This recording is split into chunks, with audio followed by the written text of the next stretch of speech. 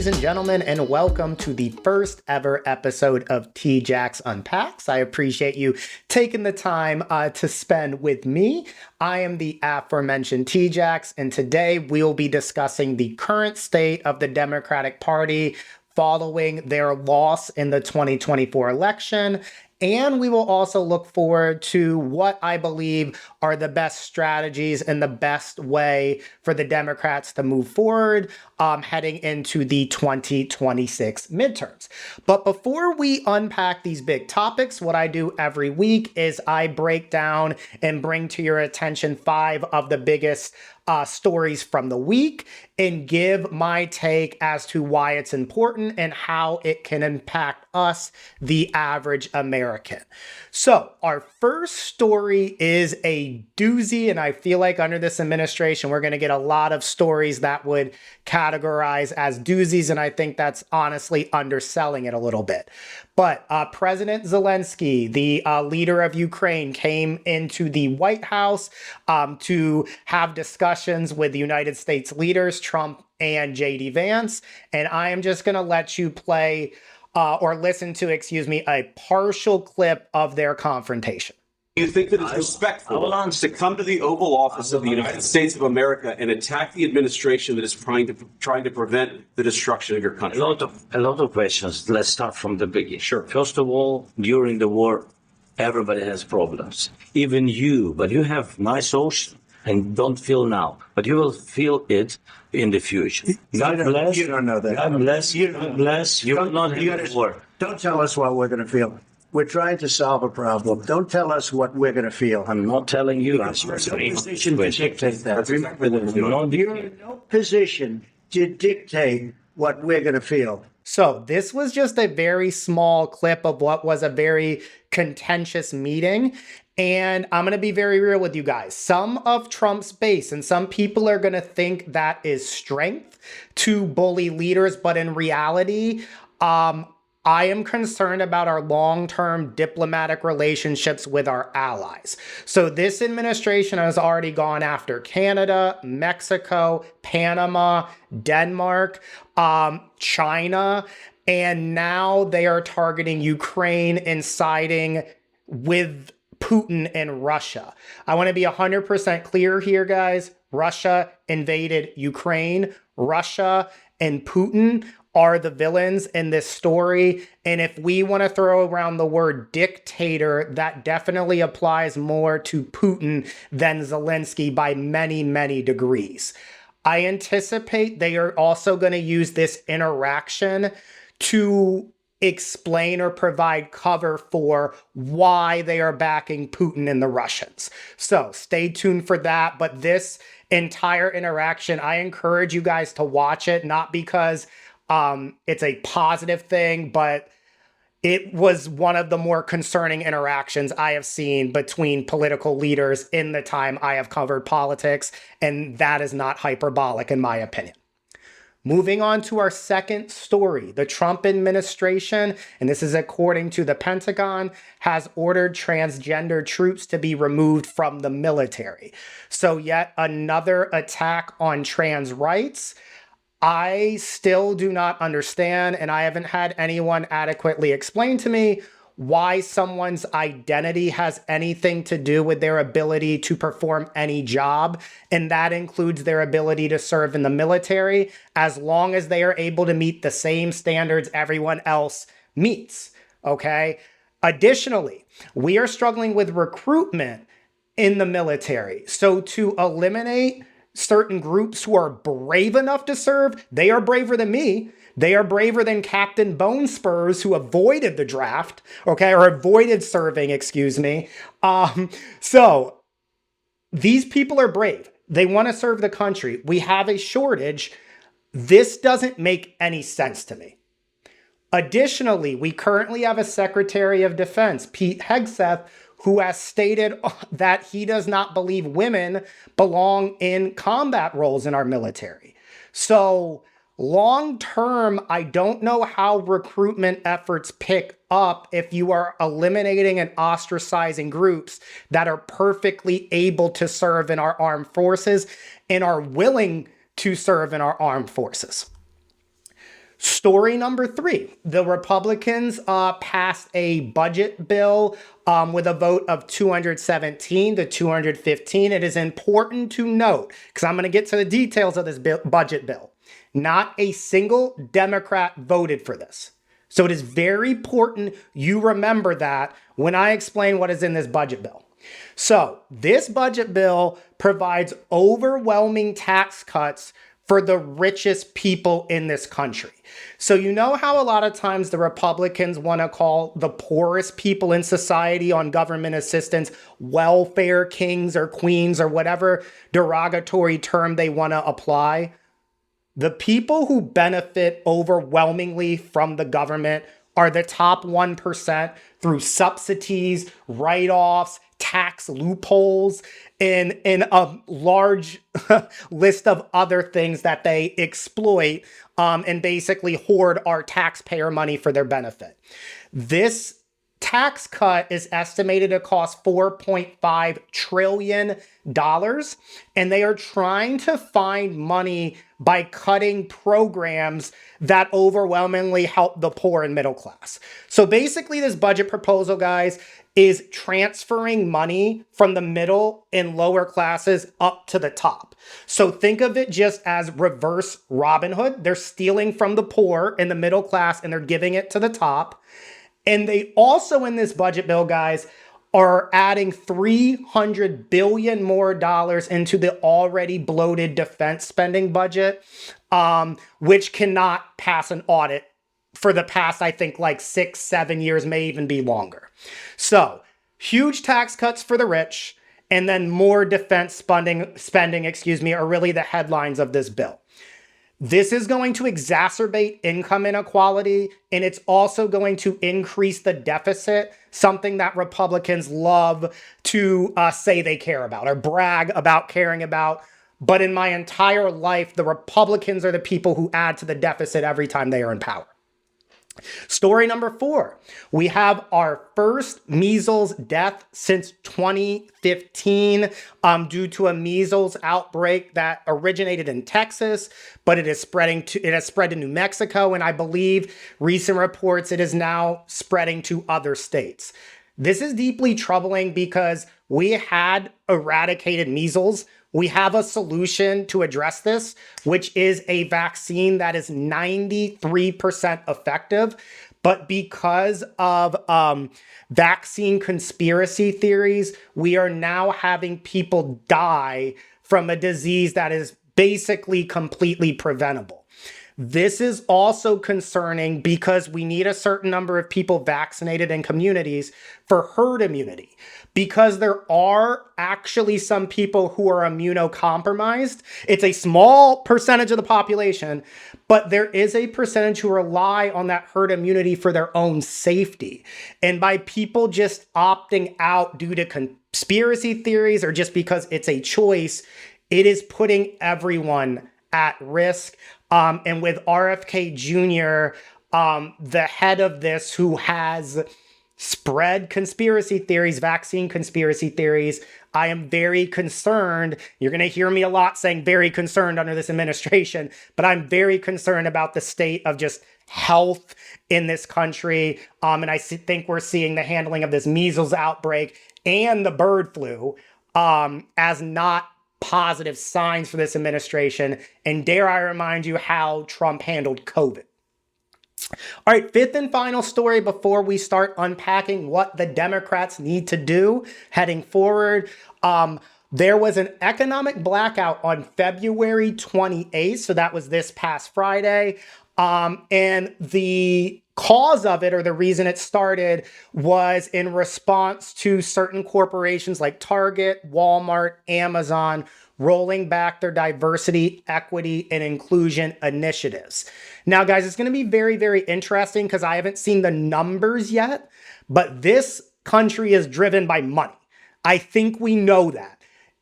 If this boycott, if this blackout is effective and we see it by the numbers, I hope heading forward we can organize and do more targeted boycotts, because at the end of the day, a lot of these corporations and the CEOs will only respond to profit being hurt.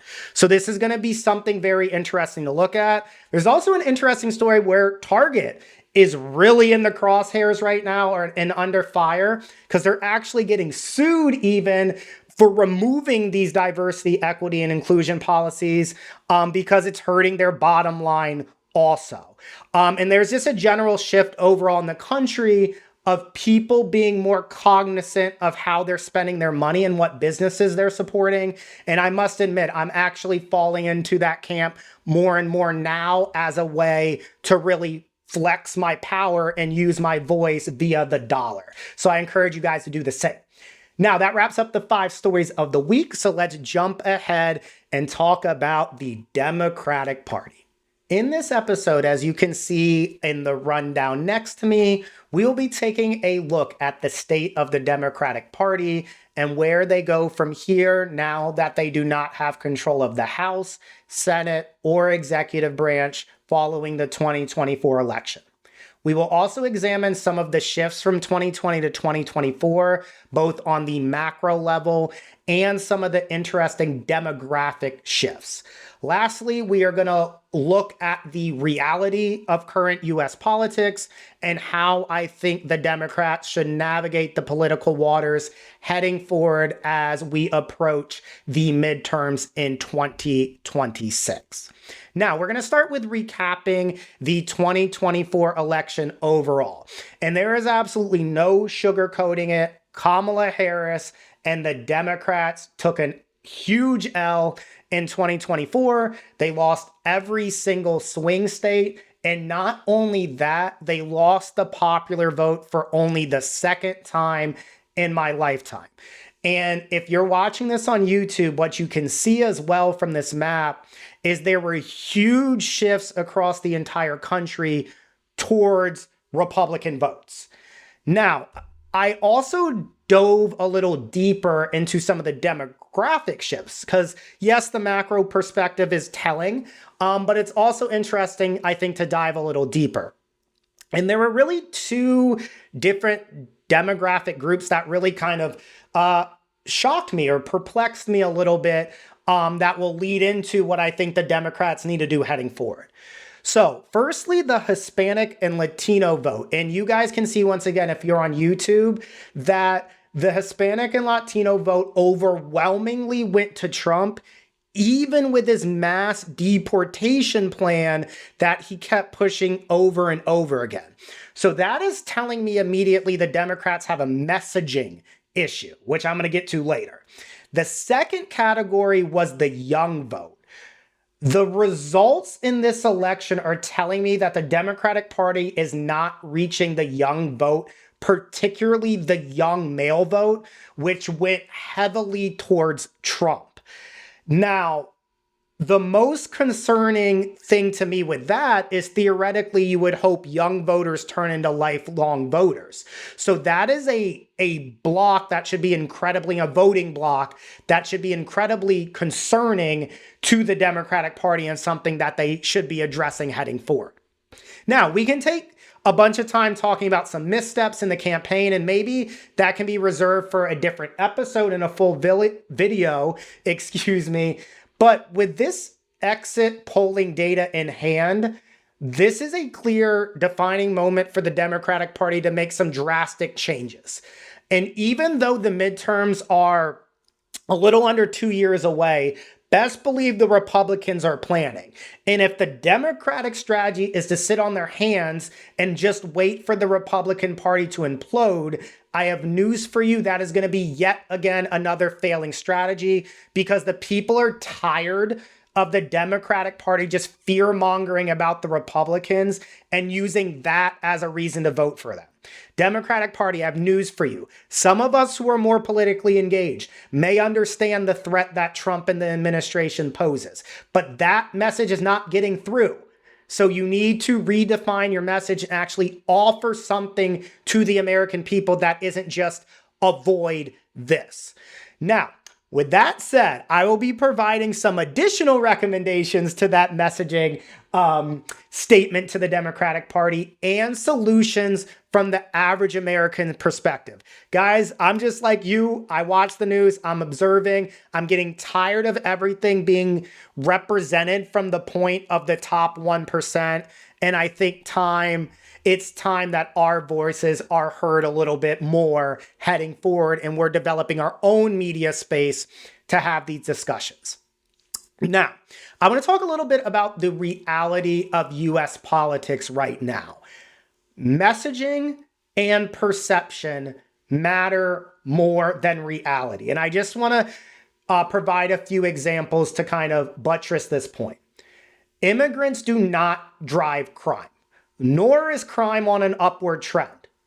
But a vast section of the population believe that a majority of immigrants are criminals and that crime is actually going up.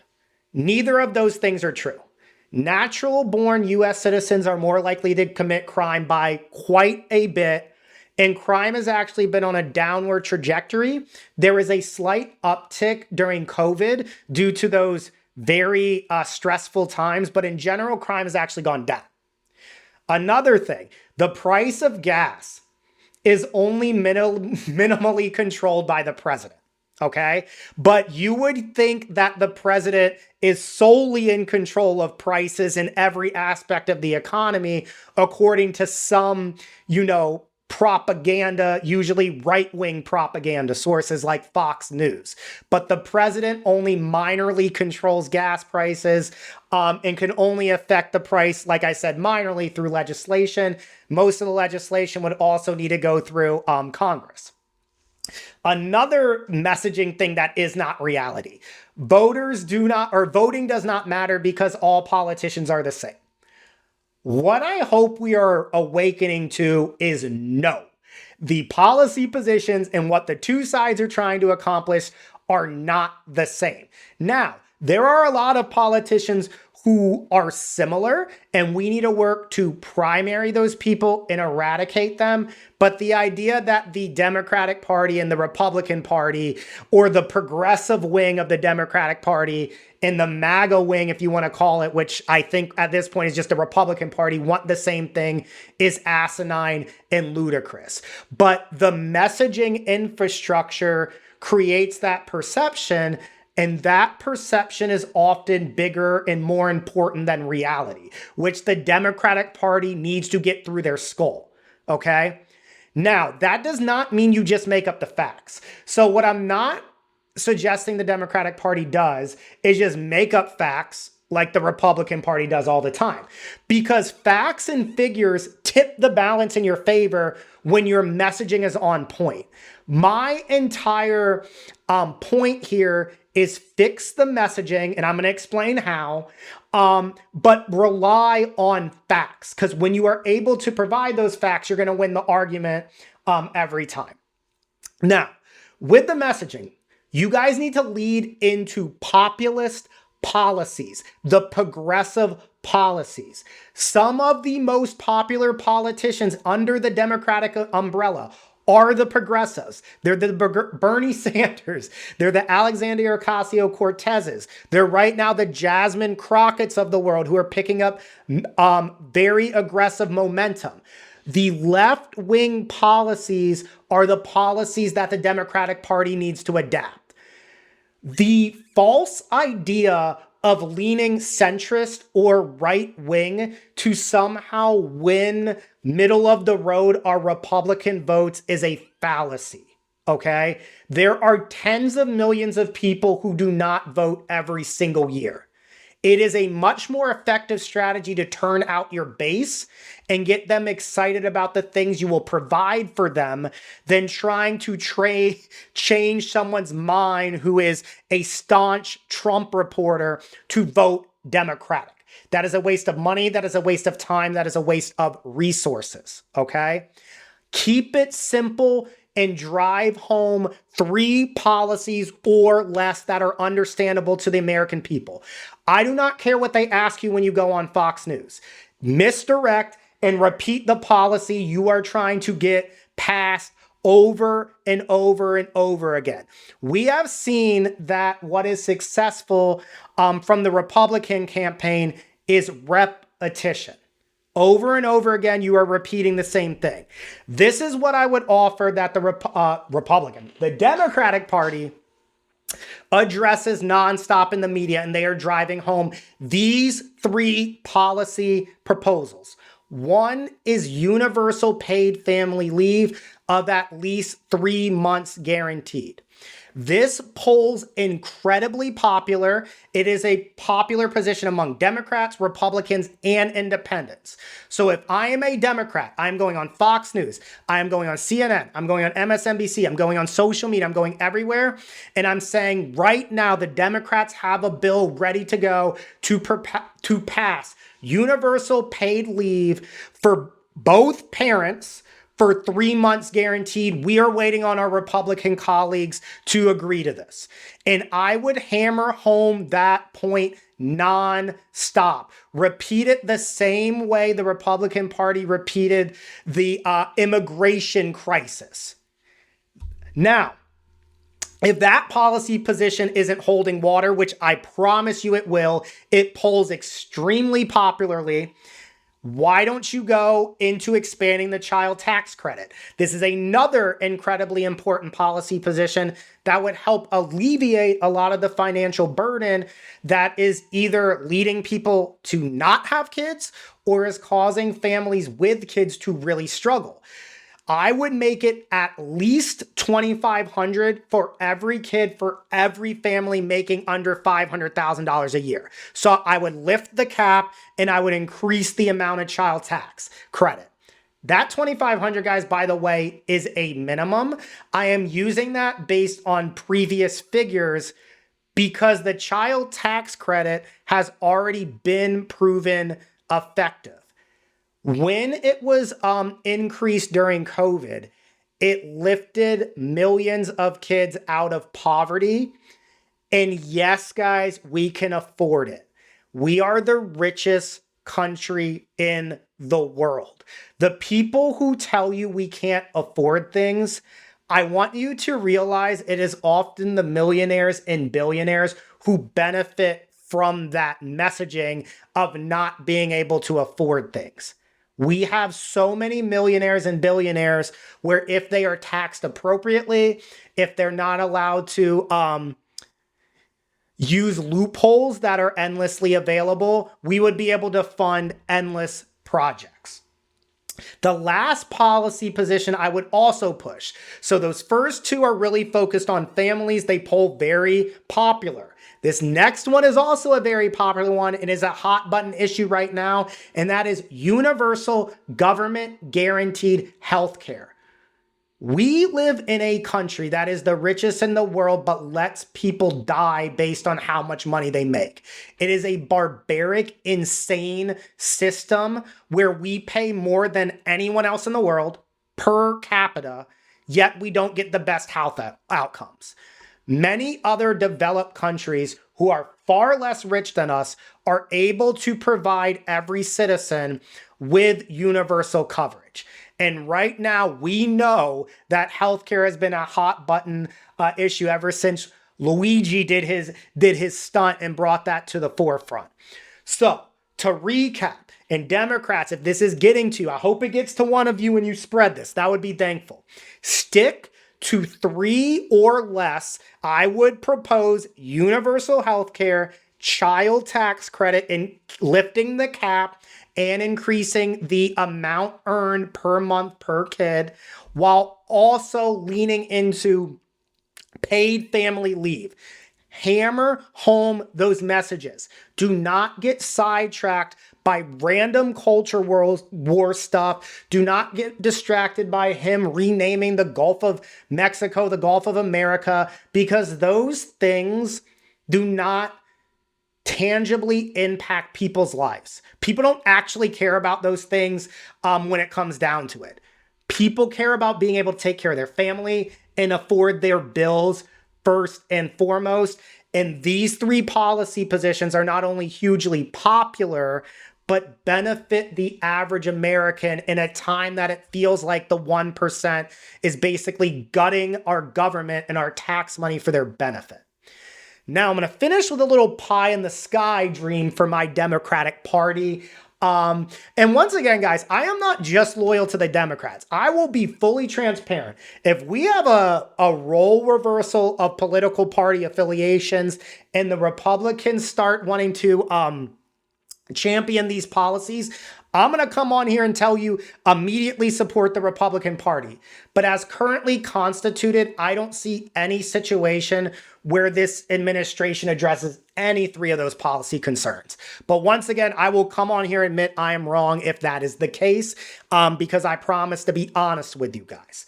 But my pie in the sky dream, I would love the Democratic Party to come out, rebrand themselves as the party of the people, and stop taking millionaire, billionaire, super PAC donations and work towards ending Citizens United.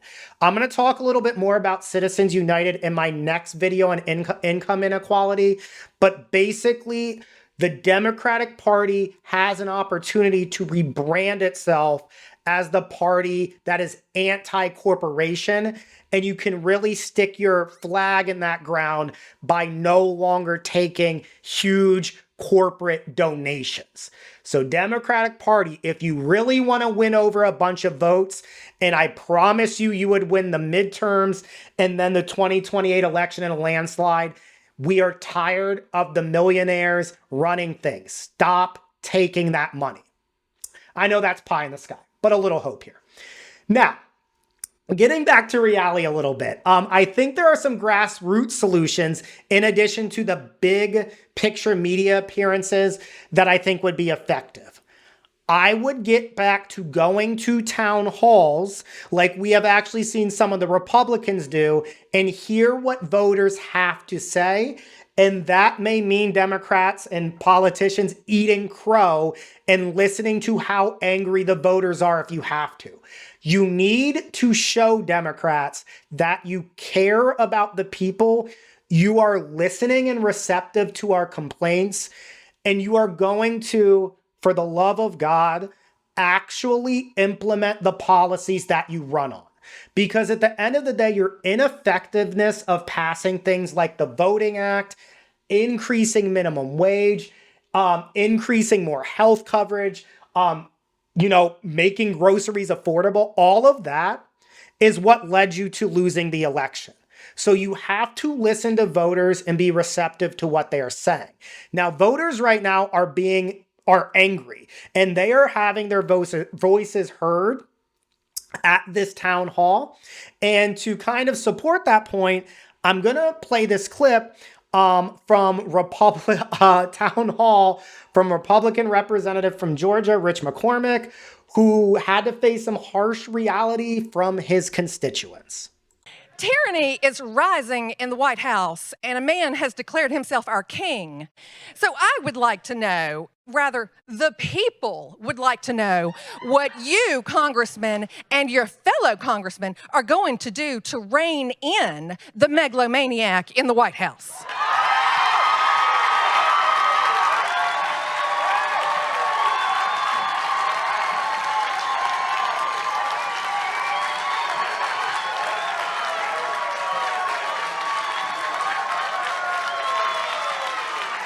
When you talk about tyranny, when you talk about presidential power, I remember having the same discussion with Republicans when Biden was elected.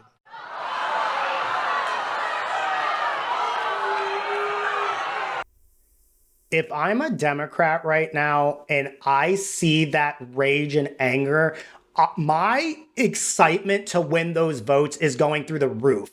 And I hope Democrats are in that same zone and they're not just sitting on their waiting for the Republican Party to fail. What they need to do right now is capitalize on this moment, go into those same spaces that the Republicans are going into, those town halls, but be prepared. Do your homework. Come there with solutions. Explain how you're going to help the people, and they will see a very stark contrast between what the Republicans are offering and what the Democratic Party is offering. But you guys have to be willing to step into the fire and come into uncomfortable spaces.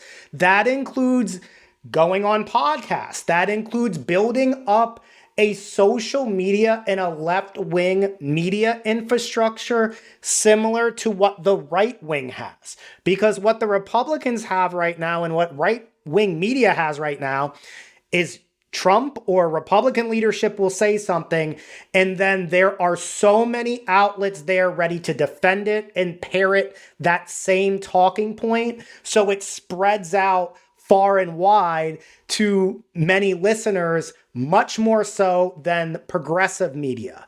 So Democrats, you got to go into the podcast game. You have to reach out. Now, people like AOC, a lot of the more progressive candidates are already doing this, but this needs to be done more universally so everyone is equating the Democratic Party as being relatable and being able to be reached.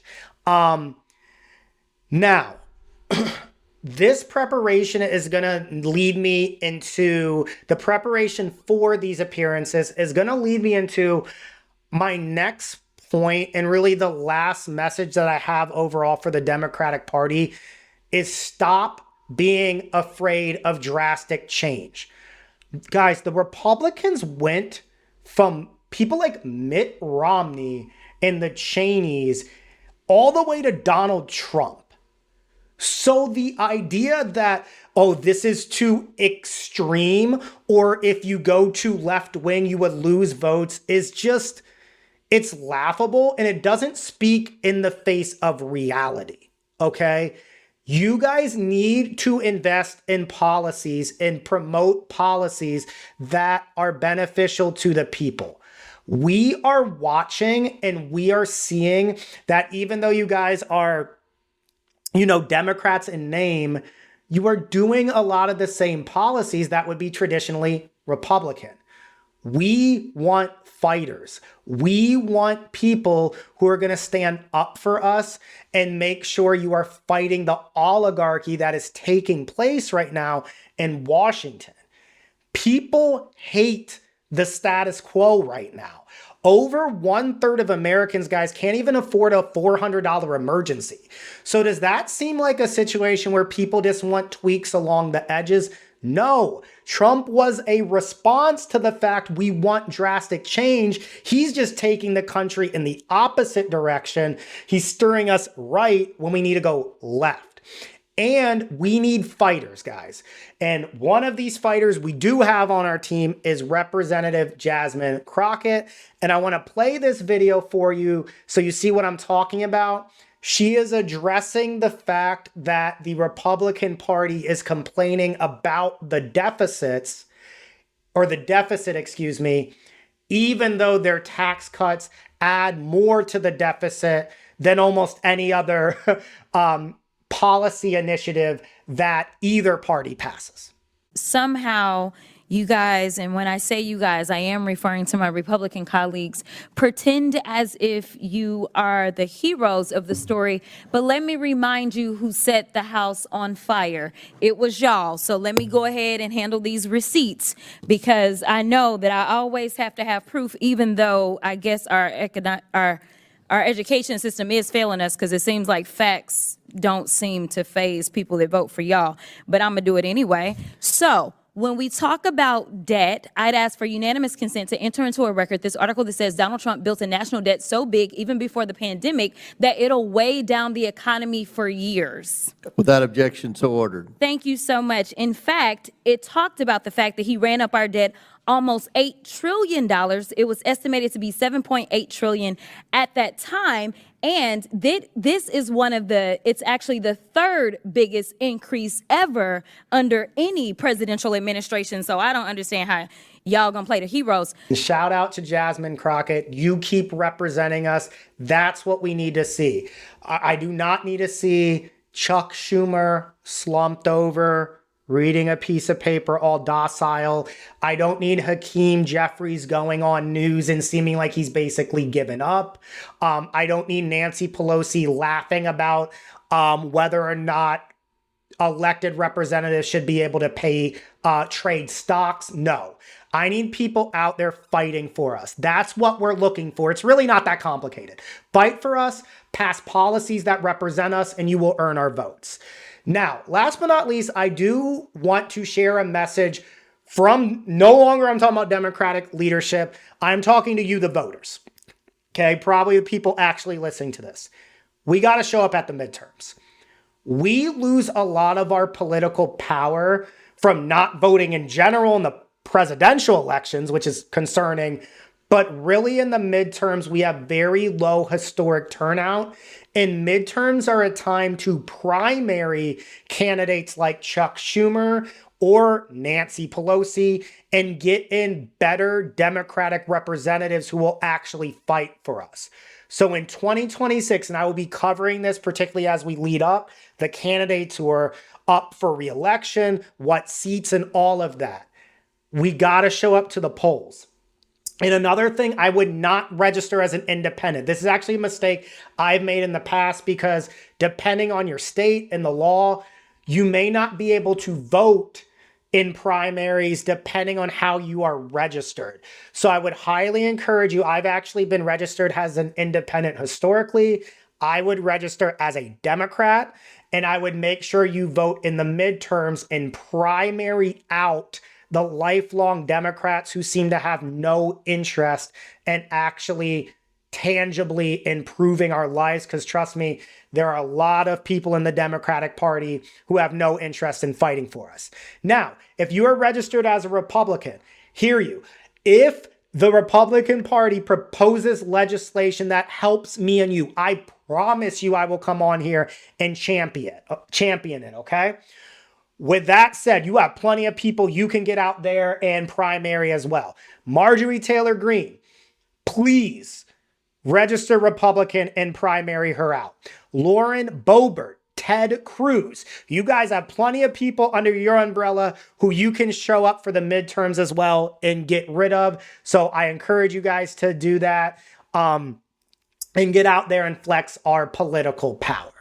Now, I'm going to finish up this episode, as I will every week, with our shout out of the week. And our shout out of the week is going to go to Bernie Sanders for being one of the Democrats who is stepping up and taking action through his oligarchy tour. And I'm going to play you guys a little clip from his appearance in Nebraska. Why do we intend as progressives to go to every corner of this country?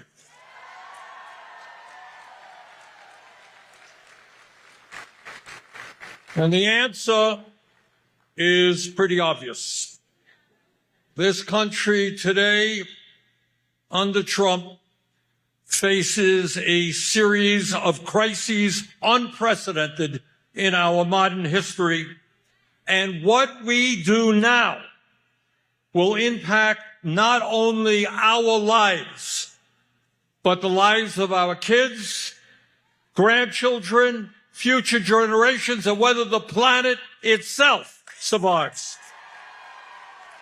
So once again, Democrats, I don't know how other ways I need to message this to you, but we are looking for fighters. Similar to Bernie Sanders, he's one of the most popular politicians really in America right now. So please stop falling for the lie of too extreme. They're going to call you socialist, Marxist, fascist, whatever, no matter what you do. So why don't you actually invest in the policies that will help the people?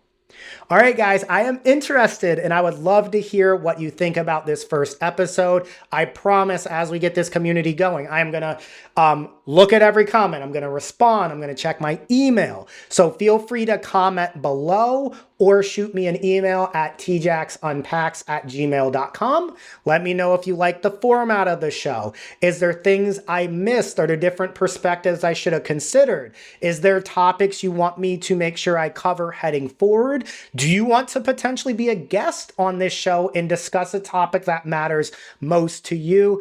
Anything and everything, guys, is on the board, but just let me know how you're feeling in the comments or via email. So until next time, I am TJacks, and thank you for watching the first ever episode where I discussed how the Democrats should move heading forward following their loss in the 2024 election.